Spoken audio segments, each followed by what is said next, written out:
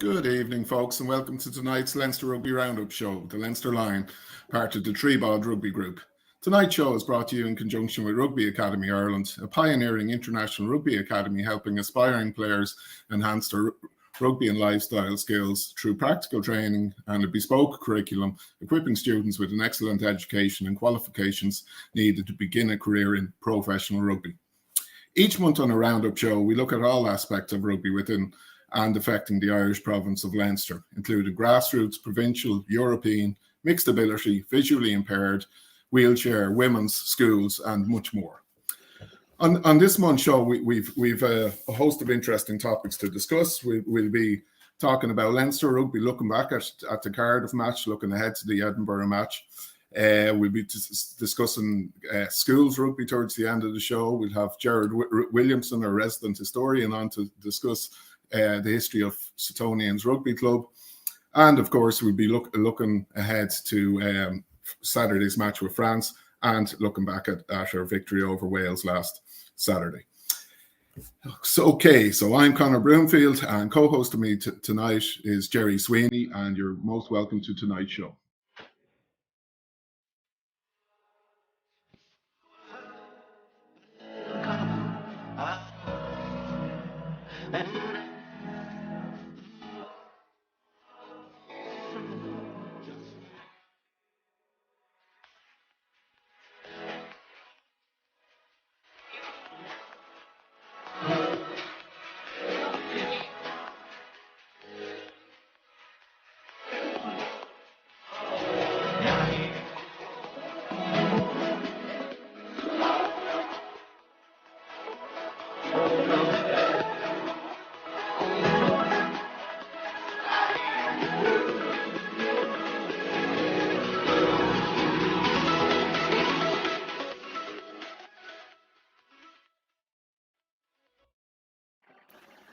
Okay, guys.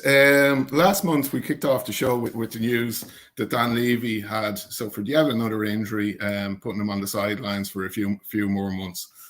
This month we kick off the show with even worse news, of course, with the devastating announcement today that Johnny Sexton wouldn't be taking part in Saturday's match because he injured his hamstring in training yesterday. Gerry SWEENEY, what are your thoughts on this, and how bad is the news? It's bad, I think, in terms of the talisman that Jonathan Sexton is. I think there's a lot of guys in the country now just frantically searching adverts.ie for a set of hamstrings for that man that might get him on the plane on Saturday, but I don't think it's going to happen. I think it's a real opportunity, though, for Joey Carbery. A fantastic opportunity for that man to rise. I know he's been in the shadow of Jonathan Sexton for quite some time now. And first start in the Six Nations tournament, which is hard to believe after 20-something odd caps for the country. And great to see Jack Carty as well on the bench, which I'm actually quite excited about because he's been playing some fabulous rugby. And I really hope he gets an opportunity to shine and show really what he's made of on a test rugby platform, Yeah, absolutely. You mentioned opportunities and the chance, and I think that's the real positive to come out of this, if there is a positive. The fact that Carbery is getting a start, and Carty hopefully get game time off the bench. And I think if it was any other position, we probably wouldn't be so alarmed by this. It's just the sheer value Sexton has to the team, isn't it? Is yeah, very much so. And I think that's the big thing as well. He's going to be in Paris. He's going to be part of the build-up. He's going to be there, with his presence and with his words and with his mindset and his values, feeding that back into the team. So it's not as if he's not going to be there. I think that's worth his weight in gold as well. Having someone with that sort of experience in a dressing room, maybe allaying some of the fears of some of the younger guys as well, and especially the newbies like the likes of Jack Carty and that as well. You know what I mean? I think that's hugely massive. That's a massive thing as well. So. Yeah. I was delighted when I read that on one of the forums today. The fact that he's going to be with the squads traveling to Paris, he's going to be in the changing room before the match, just to do his normal thing, gear people up. But of course, we'll miss him on the pitch. I think for his leadership, above anything else. And as well as his sheer command of the position and what he can do under pressure. And I think he's a key element of how the team has evolved into a more attacking side. I was listening to Brian O'Driscoll on Off the Ball the other night, like talking about his ability just to do everything right, and his timing is absolutely perfect, and Brian reckons he's getting better in many respects. I'd be inclined to agree with that statement. I mean, if you look at some of the things that he did in that Welsh game, it was a little bit hit and miss at times from an attack perspective, but the guy's a bloody magician. And he can create opportunity by just a quick glance. You know what I mean? It's extraordinary what he can do. So in that sense, he'd be badly missed. The other big announcement, I guess, in apart from Carberry taking Sexton's place, is the news that James Ryan is going to fill in as captain on the night.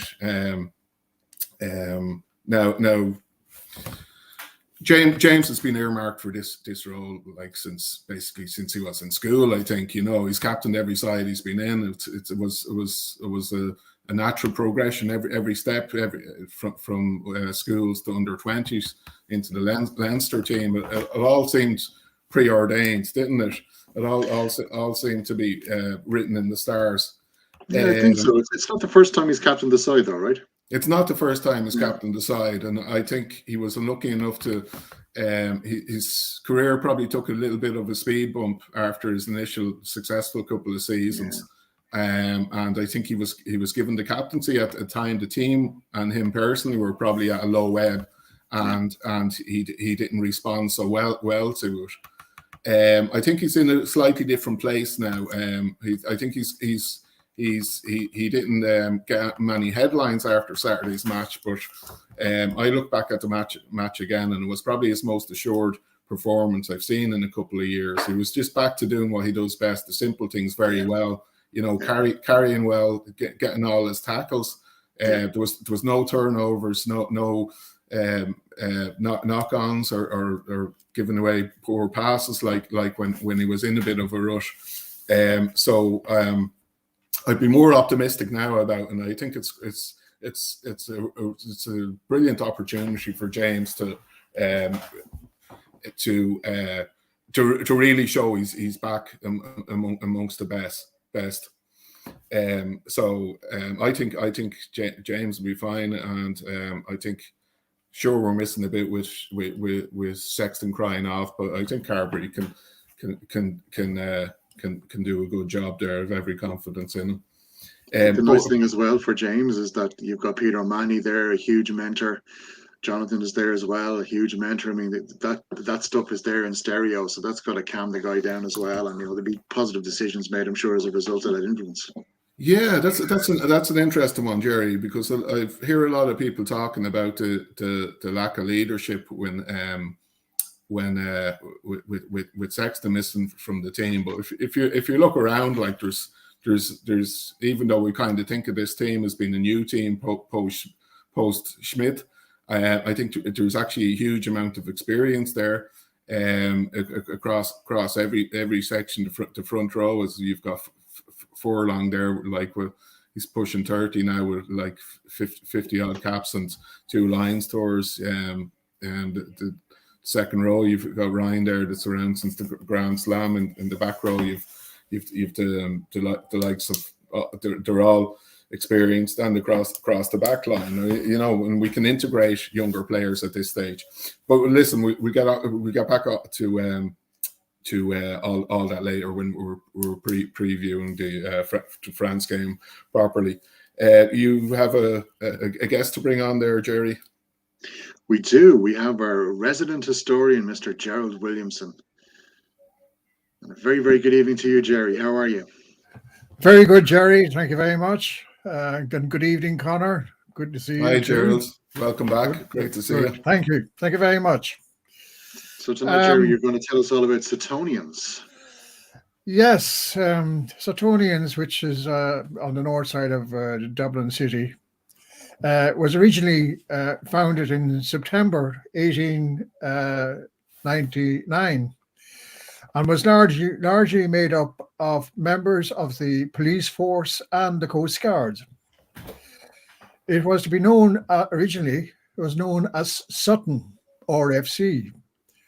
Unfortunately, the club was disbanded at the outbreak of World War I, and the members were probably scattered all over the world due to the war at the time.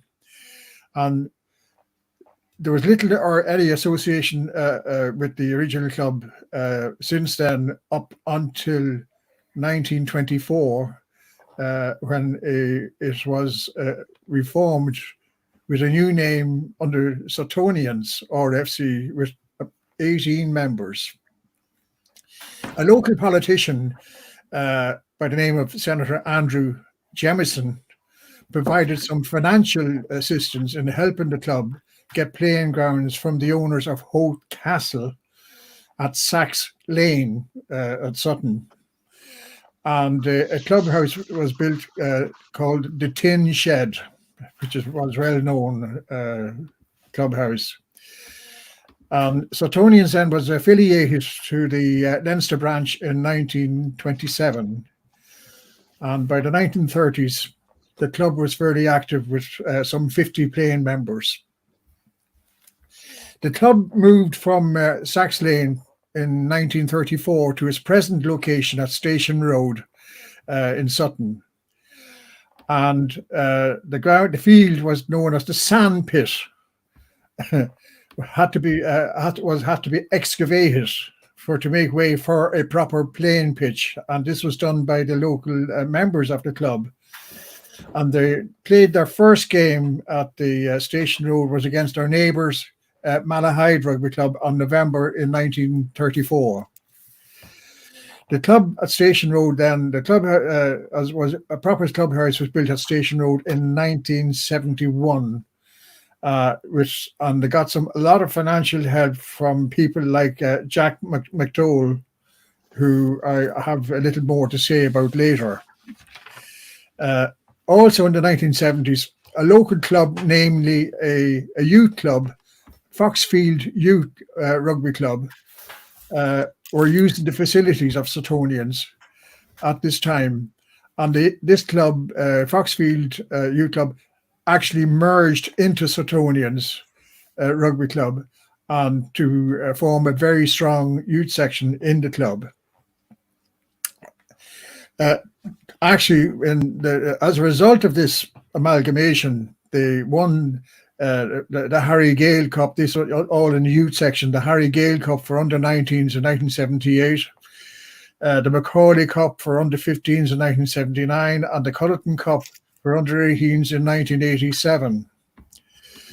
In 1982, a second pitch adjoining the Station Road grounds was purchased.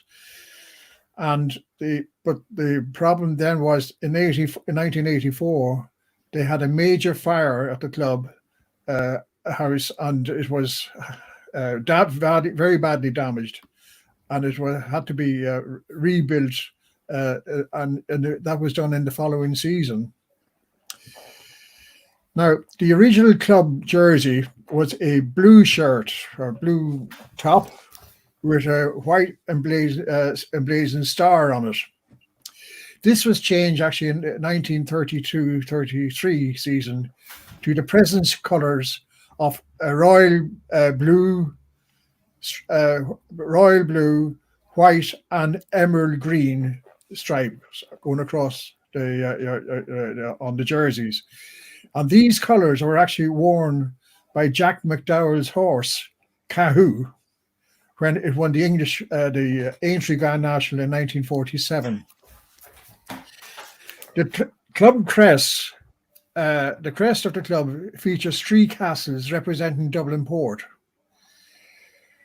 And the coat of arms of the Lawrence family, who were the owners of the Holt Castle, and the harp of Leinster with the motto Fag Umbella, meaning clear the way. Among some of the club highlights,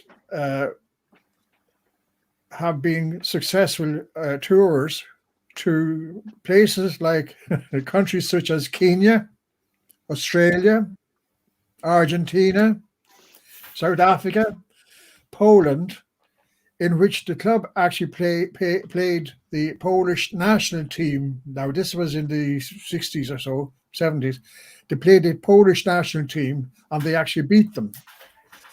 And they did tour to Munich and a Tri-Nations tour to Scandinavian countries.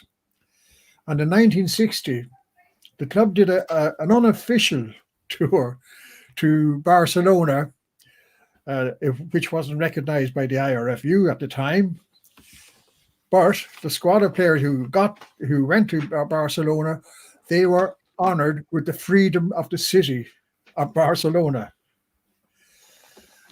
Apart from the youth section, success of the youths, other successes included from the club. Other successes were winning the Metropolitan Cup in 1946-47, the Leinster Minor League in 1949-50, and also in 50-51. 1951-52, I should say. And the Spencer Cup in 1981 and 83. The actual Spencer Cup was put up by the club to honour a former club captain who died as a result of injuries received playing on the pitch. Suttonians got Barcelona. They actually got promoted to Division 4 of the old All Ireland League in 1995-96 season, and won it the following season. They won that division, and it climbed up as high as Division 2 in the old All Ireland League in 2005-2006. Now, the women's team who go under the nickname of the Tribe have won the Paul Flood Cup in 2018 and the Leinster League Division 1 in 2019, and they gained promotion to the Women's AIL in 2019-2020 season. That in the honours what they have received. Now, some well-known players in the club to wear the club jersey were Jack Anger.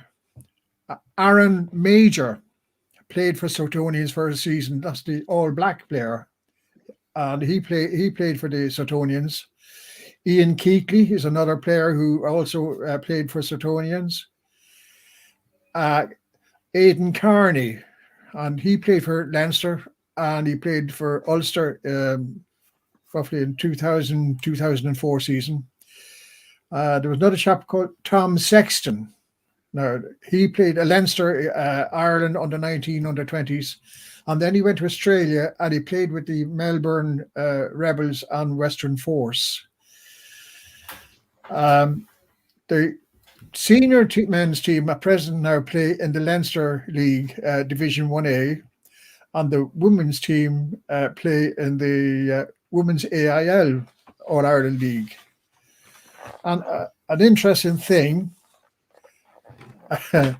a former club player by the name of Tom Byrne, who captained the club in season 1956-57, is celebrating his 90th birthday this coming Saturday.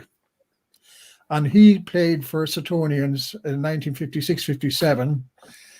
And he also played for Gerry Rugby Club a couple of years later. And Suttonians are actually playing Gerry this coming Saturday in the Leinster League. So that's my little snippet of what I'm on Suttonians. That's fantastic, Gerald. They've quite a history, and they've I guess they've had a bit of a rocky few years of late, haven't they? Especially they have, but they're starting to come back. It's like clubs go in cycles. Absolutely. I don't know whether you've seen something recently. There's actually, it might be up, County Carlow Rugby Club, for instance. Yes, I'm very familiar with them. They have been going in cycles of 30-year cycles up and down. And I think at the moment, Suttonians now, they're probably on their way back, because for the simple reason that the numbers actually have grown, and especially now girls rugby is going very, very strong in the club. And actually, Suttonians, actually, technically speaking, I think they are recognised as a senior club because of the women's AIL. And the same, like Wicklow are a senior club, and also Railway Union. And that's huge, isn't it, in terms of voting rights with the IRFU and having some influence. Very much, I suppose that is a political thing. It's an ecumenical matter. Ecumenical, if you like to call it that. Yes, true. But that's true. The other thing that I noted and must have made their recent struggles even more unpalatable is the fact that their neighbours and rivals down the road in Malahide were going the opposite direction, weren't they? Just as Suttonians were starting to struggle. That is very true. And you see, a junior, if you're a junior club and you're in a Leinster League, whichever the case may be, guys who are, let's say, on the up in those clubs, they're looking at the other club down the road and say, like, they're an AIL club. Maybe I should be playing for them. And yes. It has happened. It has happened in the past, especially in the Dublin area. They do AIL clubs in the Dublin area do attract young players, finish the school or going to university from clubs down the country. And it has been a regular occurrence. I have seen that happening in my own club in years gone by, where we are always losing some of our best young players to clubs that would be in the city area, or where there's a third level education that would be following that. I suppose there's a few reasons there. One of them would probably be that they're looking to get noticed by maybe by the Leinster Academy, or they're looking to work their way up, and there's also the fact that it's more convenient for them.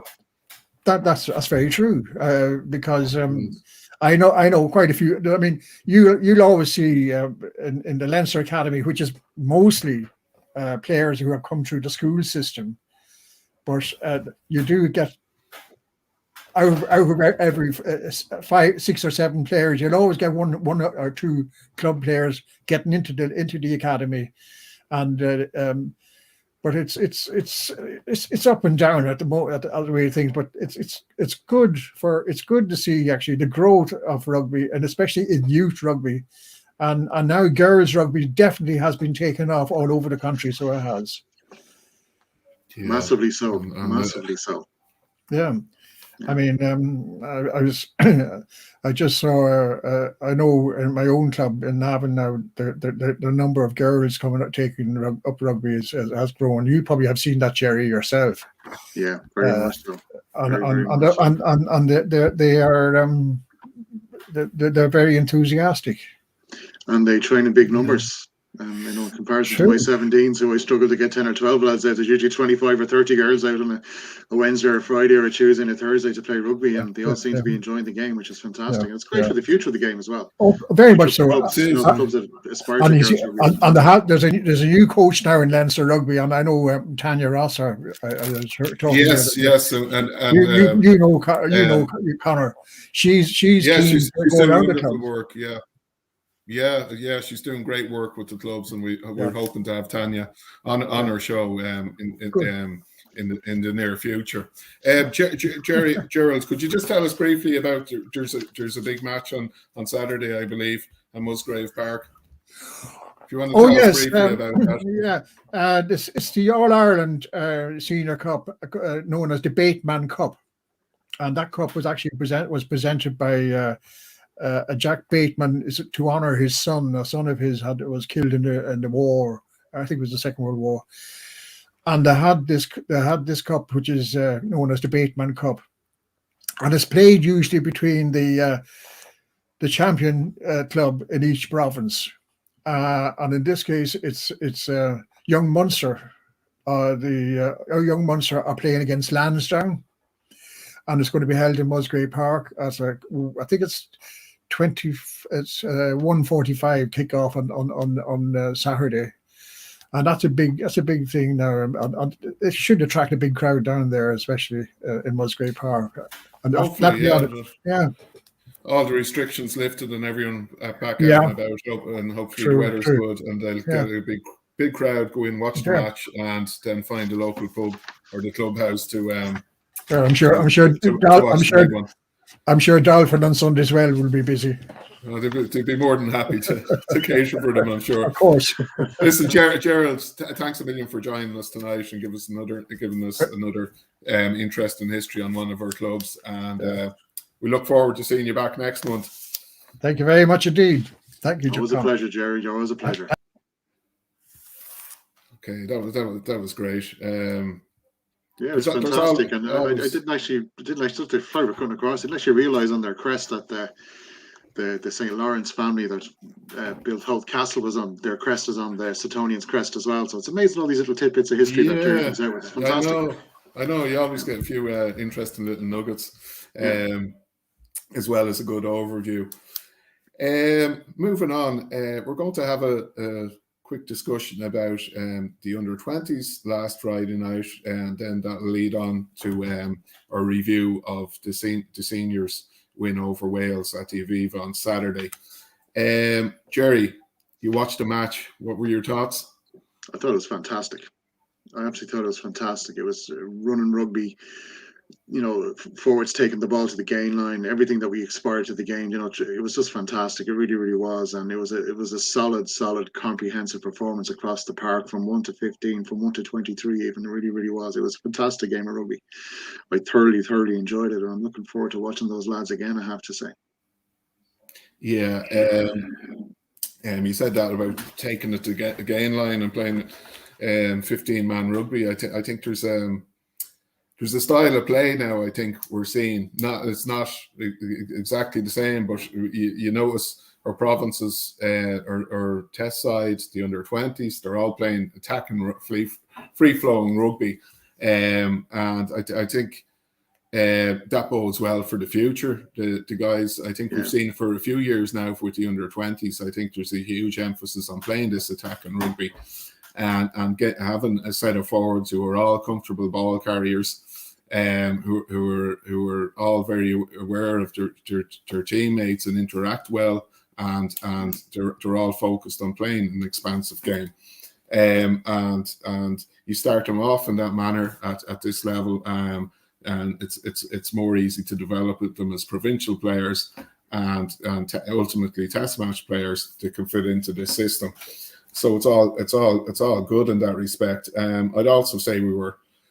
My thoughts on the match was there was no comparison in terms of fitness and preparation.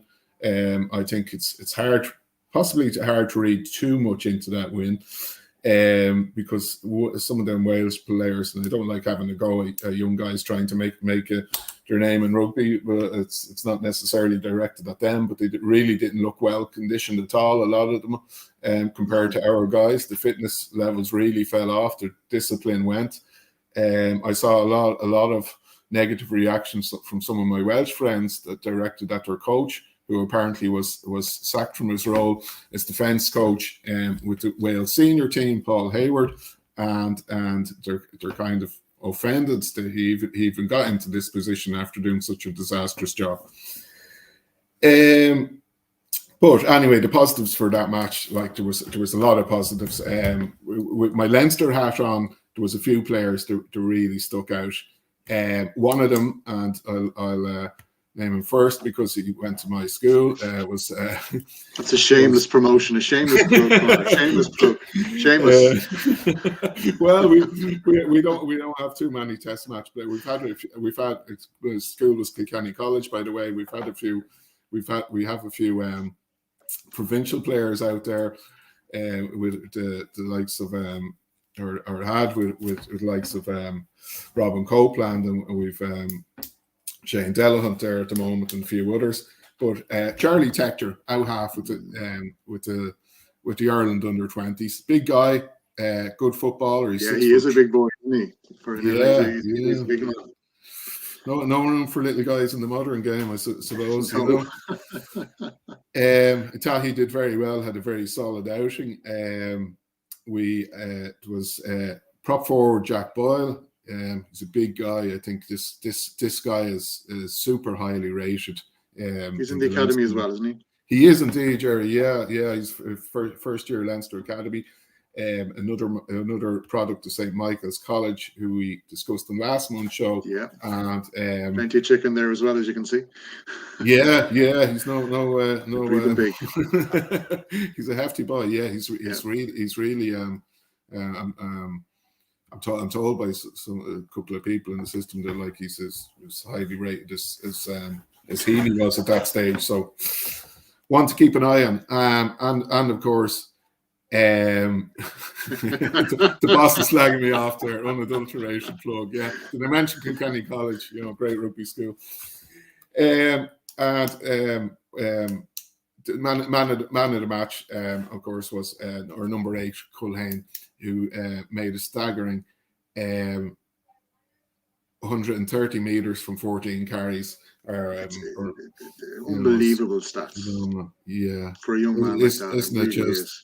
Yeah, it's quite remarkable. The sheer numbers and quality of back row forwards we're producing, and it doesn't seem to be ending. So it's absolutely great, and the lads are up in action again tomorrow night. Virgin Media 2 against France.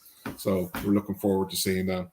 Yeah, absolutely. Again, it's a ding dong again. So yeah. Well, France always produce. They've really invested heavily in their underage system in recent years, and that's a big key to their success at test level now.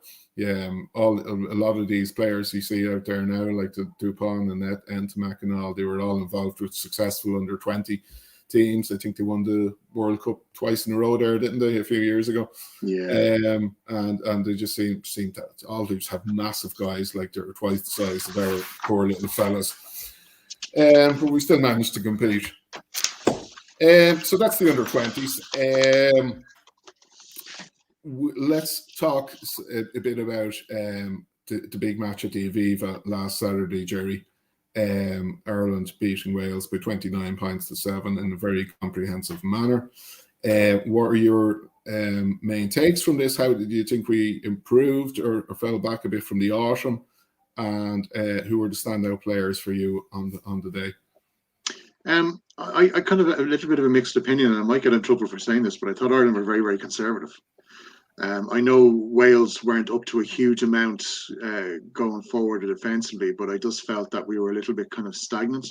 If you look back to the way that we played against the All Blacks in November, very, very different game, very different opposition as well. But again, I come back to that point of taking the ball to the gain line, or trying to tackle him behind the gain line, keep pushing it back. We didn't seem to do that in any great kind of consistency. I thought it was kind of happen in fits and starts. That said, though, when we clicked very, very well. I know people were talking a lot about Mac Hansen. I think Mac Hansen was allowed to pretty much do what he wanted to do, because we spoke to Nathan earlier on that he wasn't being pinged down the line, down the wing with a ball coming in from high. He was going to let roam as much as he wanted to. And in fairness to the guy, he went looking for a lot of work, which I was quite impressed by. It's going to be a different prospect for him, though, on Saturday. I think he's good. He's going to have Penot's probably going to be up against him. It's going to be a very, very different prospect. So that'll be his proper test. So I think after Saturday, if he puts in another similar performance, I will be cancelling. So that's my opinion on that. But I think, I thought in the set piece we struggled a wee bit. I think that might have been down perhaps to the way it was officiated more so. Jakob Piper, I think we heard him talking at the start of the game in the huddle to some of the forwards about trying to get long binds in the scrum and not adjusting your bind and all this sort of jazz, and Tommy Francis seemed to want to adjust to that infinitum and poor Andrew Porter, and it seemed to cause a lot of problems for us until we managed to adjust to it. But I thought by and large the pack did very, very well. Josh van der Fleer, again, another guy who just goes about his work. He does all the simple things really, really well and just puts his neck on the line every single time. We spoke already about James Ryan. You know, James Ryan, I think, had a good, solid game as well. Maybe not necessarily fireworks stuff, but again, did all the simple stuff well. And, you know, Johnny was on fire again, the magician, for as long as he was out there, you know. So yeah, they're my kind of takeaways from it. I think the pace kind of changed a little bit maybe towards the end. Gibson Park went off. You know, Conor Murray came on. Things kind of seemed to slow down a little bit.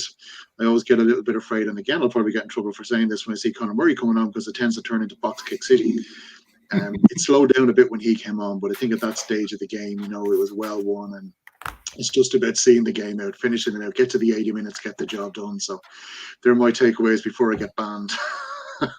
No, I think if anything, you get a pay rise from Joe Shepherd for a fancy background like you for bringing up the issue of Conor Murray and the box kicking. I know Joe's not a fan either. We'll watch the comments down the bottom of the screen. He's going to pipe in now in a second. Any minute, here we go. You mentioned at the top there the intensity, and I definitely agree with you on that one. I think we weren't putting the same pressure on that we did against the All Blacks, but I think there's a couple of things there. You can't raise yourself emotionally for every match like that, and you have to. You have to be able to play the system without reaching them peaks in every match. The other thing is the tempo. Do you think the weather played a large part there? You know, like that's what I'm thinking about. Yeah, that's a fair point. I mean, the ball was fairly greasy, and I think Andy Farrell alluded to that as well in the post-match interview as well. But at the same time, we both played enough rugby that, okay, you play what's in front of you, number one, and, you know, it's all about having the good skills to perhaps deal with that kind of scenario. So, yeah, maybe the weather did have a little bit to do with it too. But I noticed there, I picked up on a stat during the week that 70% of, like, you know, because I had the feeling watching the match, we're doing things a bit slower here than we did against New Zealand. You know, there's not quite the same spark or bite, but I hate being too critical. You know, it's at the end of the day, it's a bonus point win, and it was all over. Like, you know, we could take our foot. I think they took their foot off the gas a bit in the last 20. You know, because there was more points there to be scored if we really needed it, I felt. No,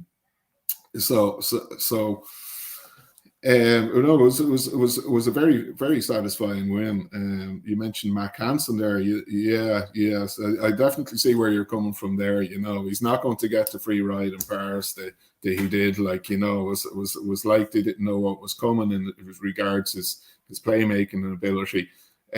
So I think he's going to be under a lot of pressure there. And Nathan mentioned before the show to us, the director, about his.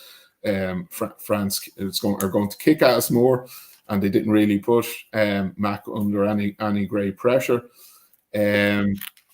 So that'll be another aspect worth following on Saturday. And if he can adapt to that, like I think he's the real deal. You know, if he can show in defence what he produced in attack, then we've a serious player on our hands. One player we didn't mention there so far is Byrne.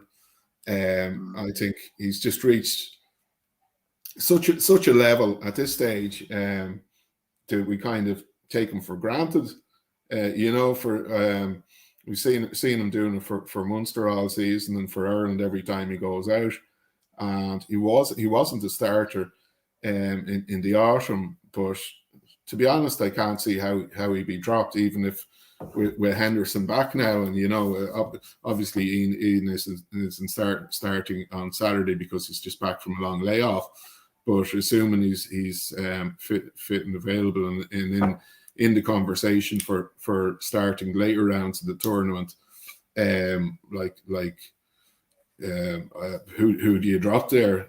There's the man himself. You know, his stats are staggering. He seems to carry more. I rate him far more and this is not to be critical of Ian Henderson, but he's technically better. He's more dynamic around the park, and he is an absolute breakdown expert. I mean, the guy will pull a rugby ball out of a pinhole in a wall if he can get his hands on it. That's how good he is. That's how quick he is in. It's extraordinary his work rate. It's extraordinary how brave he is as well. And it's just great to see him getting the credit that he's due and getting the caps. Because for quite some time, I mean, he was left kind of sitting there, and you kind of go, "Why, this guy is bloody brilliant. What's the problem here? Is it just trying to build him into the environment, trying to get him up to speed in the way that things have been coached, or the expectation in terms of the play that they want from the guy?" I just don't know, but he's certainly shining now, and I think you're right. I think it'd be very, very hard to justify Ian's selection over him with the way he has been playing. And I know Ian is maybe different in other respects in terms of how he plays. He's coming back from injury too, but I'm sure he'll get an opportunity on Saturday. So it'll be nice to see how the different styles fare out against the French. Yeah, very much so. He's had an interesting career and a bit of a real up and down career, Byrne. He's 30 years old now. He was 24 when he was released from Leinster with nowhere to go. Ended up over in West Wales, playing for the Scarlets for a couple of years, and where he made a name for himself, and it just kind of took off from there, and now he's like world class, and he's going to be a huge player on Saturday, isn't he? Looking ahead to Saturday's match, or are we?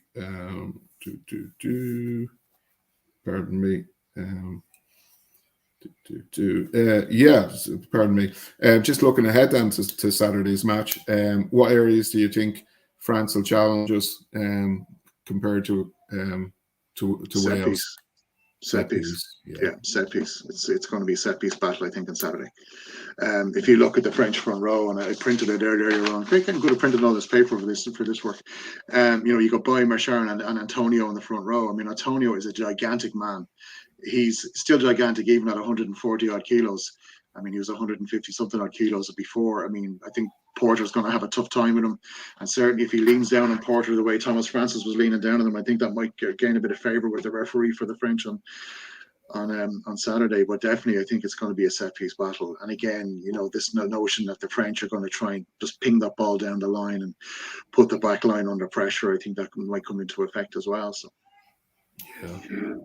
Be interesting to see. I might be wrong, but then again, I don't know. But just based on the way they've loaded the pack and loaded the bench, they're for platform. Do really haven't they? We were just talking about their lineup before the show. They've gone with an absolutely massive back row. They've brought in a guy called Francois Cross. He's with Toulouse.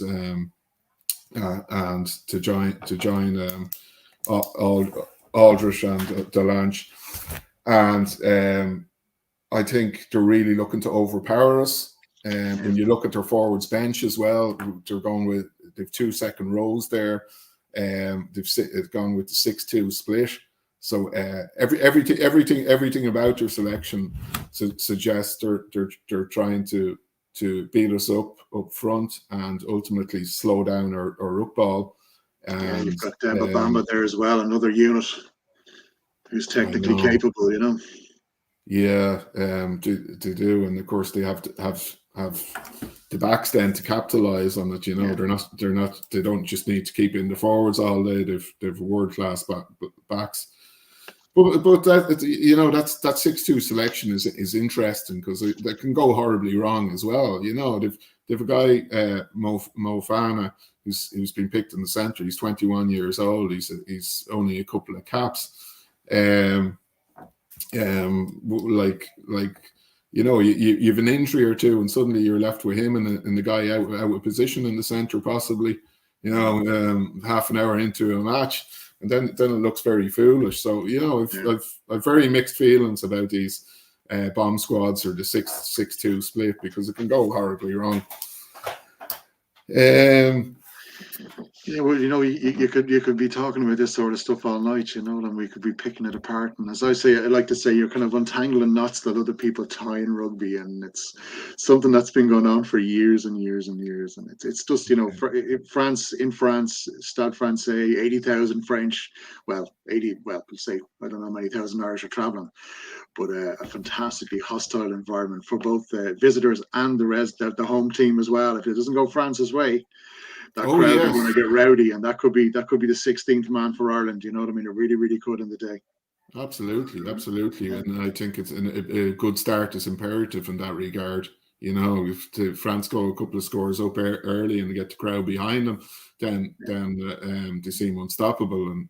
But conversely, if we frustrate them and we get a couple of scores on the break maybe, and put them under pressure and get the crowd booing and throwing their hats at them, then it's a different story.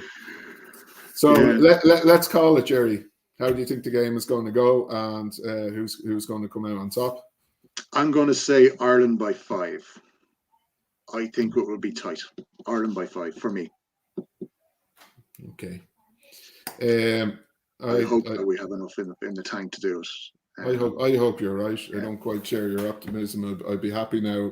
I'm being patriotic, I'm waving my little flag here. I just see France turning up. Everything like I've heard him say in the press, especially coming from Sean Edwards, it's about everything being geared towards the match this week, and Ireland being their biggest competition for silverware, and the whole focus and training, and they'll be hugely motivated to beat us. And they've had more time together again. So as a group, which is huge. Yeah. Just a comment coming up there. Is it known that Leinster are releasing a lot of players at the end of the season? Is it just agents putting the feelers out? We will be discussing that in a minute. Dean, thanks for bringing it. It's on the agenda. We'll maybe move it along, will we? Will we move it along a little bit? Okay, I think that's the hint there. All right. So, ladies and gents, this is the Leinster Laighin, our monthly Leinster Rugby Roundup show, brought to you in conjunction with Rugby Academy Ireland, a pioneering international rugby academy helping aspiring players enhance their rugby and lifestyle skills through practical training and a bespoke curriculum, equipping students with an excellent education and the qualifications needed to begin a career in professional rugby. And I'm Gerry SWEENEY, and my co-host is Conor BROOMFIELD. So we're going to move along a little bit. We're going to come back to the potential Leinster clear out in a couple of minutes, but I think we're going to look back at Cardiff. Interesting game, Conor. Yeah, it was. It kind of brought us down to earth. We're on a time schedule here, but we'll try and be as brief as possible. Joe Chef. Ireland by 59, 7 minutes overtime, drop kick by Furling. Yeah, go on to props. Absolutely, front row brotherhood. Okay, Cardiff match. It was the pits, wasn't it? It was like one of them horrible matches at the Millennium Stadium under the Schmidt era, where we were battering, and Cardiff just kept tackling as Wales did to us on many an occasion, and we ended up giving turnovers or couldn't finish off moves, and Cardiff just hung on in there, and eventually got their win with a late kick from Gerald Evans. Would you say that they wanted a little bit more than Leinster? Oh, absolutely, yeah. They were highly motivated. It was a bit like the Ospreys match last season that we went over and lost. These guys were had a point to prove, and they were highly motivated, and you could see it. Bear in mind, though, it was this match was on the 29th of January. Leinster's previous match was on the 11th of December, as far as I can remember, and a lot of these guys hadn't played for even longer than that, a couple of months. It was very much a second string side, wasn't it? Yeah. It kind of gave us all a little reminder a week out from the Welsh match, though, of how Welsh teams are able to beat us, just by dogged defence. And had us all a bit worried for about 30 seconds that we might actually lose to Wales, but obviously was completely irrelevant to what was going on to the Aviva a week later. One man that was at the match and didn't appear to enjoy himself too much was the normally effervescent and super friendly producer director of us, Nathan, spotted by eagle-eyed Gerry here himself, who caught him on TV. There he is. And the really interesting thing about this photo was that he told us afterwards this was taken before the match. So it's a shame that we didn't get to see the scowl on his face after 8 minutes. And I wouldn't mind. You think if he's smiling when he's over there spending the THREEBOD's expenses at a rugby game, you know? I know. Living it up, going to student bars with his brother, you know, and having those were the days, Conor. Those were the days. Having the time of his life. You know, it's very rarely you see him without a smile on his face. But I think he mentioned that the not so knowledgeable Cardiff supporters behind them had a head bleeding melted or something to that effect. Now, we also have to look quickly at Edinburgh. If we could see the Edinburgh match tomorrow night, if you could throw the team up there we go. A couple of interesting things here for me, Gerry, is firstly the number of guys there who haven't seen a huge amount of rugby this season. Byrne is one of them. Byrne, absolutely. Yeah. Peter Dooley. Just stick it up there again, Nathan, please, if you don't mind. We'll run through likes Rory O'Loughlin. It just shows a couple of things how big, and this is kind of relevant to the next point we're talking about, is how big the Leinster squad is and how difficult it is these days to accommodate everyone through a variety of reasons. Firstly, COVID has played a part, but there's also the fact that we're not playing as many matches as we were in previous seasons. Both competitions have been reduced in the number of games we played, both the URC and European competition. So that by extension, that means we may not need as big a squad, and there's financial considerations. So, Gerry, we're talking now, we're looking at potential clear out, aren't we? With players. Where do we start with this? I'll get my list. Yes, yeah, it's an interesting one, you know. It's bound to happen, though. When you look at the amount of money, I think I heard a figure recently that Leinster Rugby kind of get through kind of 18.5 million a year. And you have all these rugby players, plus all the staff that goes with it, plus the big machine that drives the RDS. And there's only so many spaces for these young men to try and shine and make their name in the game. When we spoke last month about Michaels and this talent coming through and how do we keep these guys in the country. And here we have some fabulous rugby players who are perhaps looking at pastures new. And there's not a whole lot that can be done about it because there's only so much space in the island. And we're a small country, you know, 4 provinces, 4 provincial teams. Where do we put these guys? And if they don't get much action here and they want to be playing the rugby, they're going to move on. And that's just the sad fact of the matter, you know. That's it. Absolutely. We've also we've it's already been confirmed that Josh Murphy, second row flanker, is joining Connacht next season. He's 26 years old. He's never been a regular. He's never been a first team player. Josh, he's played a lot of games when others are absent or away on international duty, etc. But he's at the point now where he wants to be a first team player, and good luck to him. He's 26 years old, and it has to happen now. But there's rumored to be a lot more behind them, for the reasons we mentioned: players wanting game time, not enough room on the roster, and financial considerations. You know, it's private industry at the end of the day. You can't have 3 guys on 6-figure salaries doing the same job.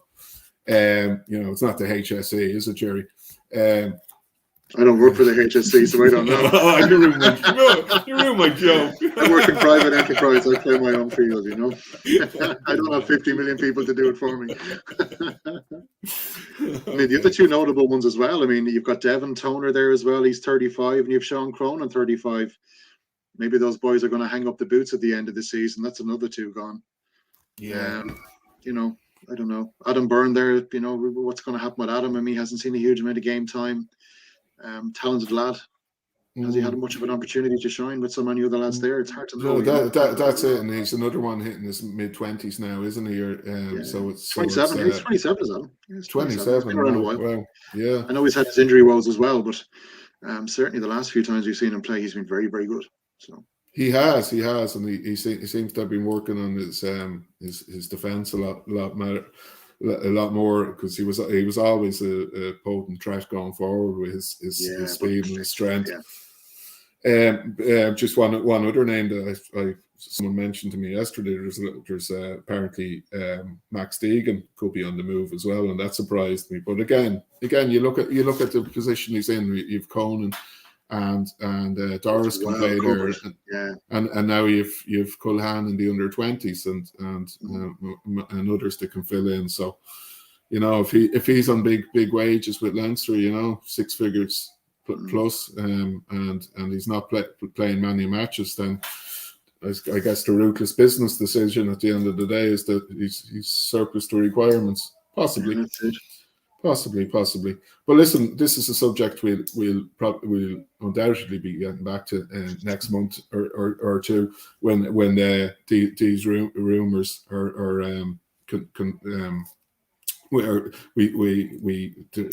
the transfer talk is we get more news on it, and these stories are confirmed. We're going to talk before we finish up briefly about the Leinster's Schools Cup competition, a very prestigious tournament run every year with huge history to it, and here's a list of first round matches. Top of the list, and first off the block is Blackrock College versus St Michaels College, and then there's Kilkenny College versus Presbury, and the rest don't really matter at the moment.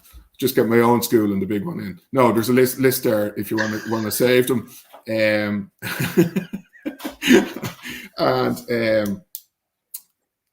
before I talk about Blackrock and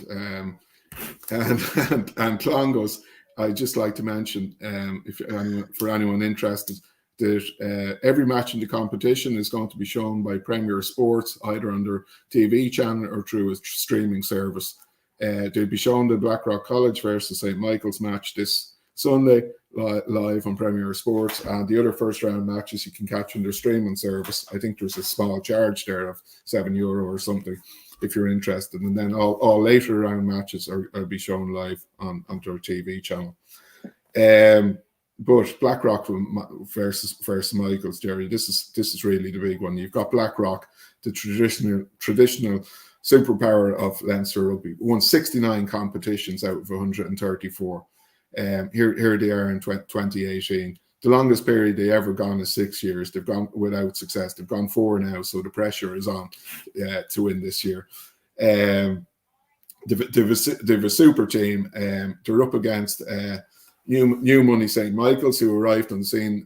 They've been playing rugby for years. We discussed them last month, but they've really taken off as the premier rugby school in South Dublin. And in Ireland, you'd have to say this year that's Skinny Dan Levy 10 years ago. Before he was sponsored by Supermax. Before he was hitting the gym then, before he got some proper beef into in fairness.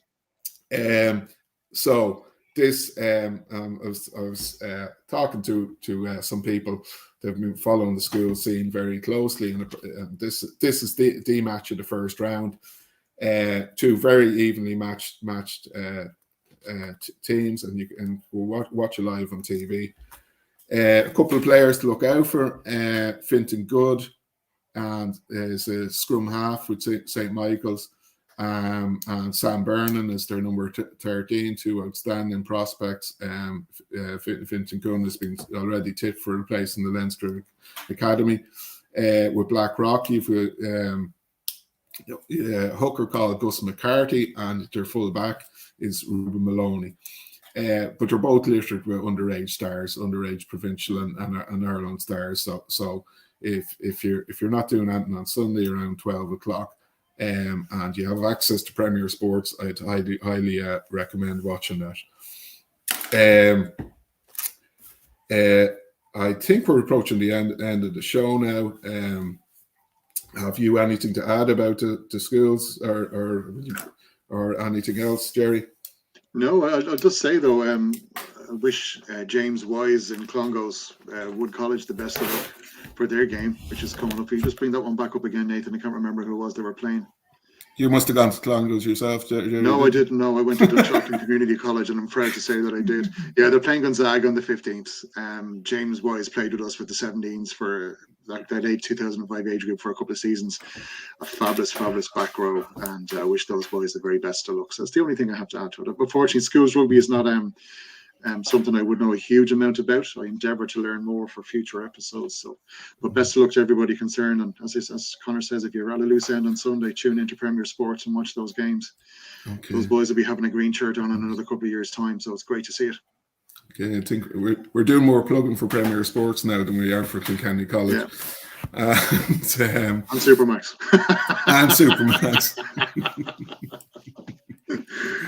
Okay. That's about all we have time for tonight. Thank you, my colleague Gerry. It's always a pleasure. You're very, very welcome. Always a pleasure. Always a pleasure. We look forward to seeing you and all our guests and viewers again next month. Thank you, Rugby Academy Ireland, for their continued support. And we're just a heads up about the THREEBOD group who produced this show and their boss, Joe Shep. You can follow the THREEBOD Rugby group on Facebook, on YouTube, on Instagram, on Twitter. Please like, follow, and share our shows. And we look forward to seeing you all next month. Thank you so much for joining us, and thanks again, Gerry, and good night to you all. You're very welcome. Thanks a million, Nathan, as well, for producing the show. Be well, everybody. Take care. Enjoy the games of the weekend.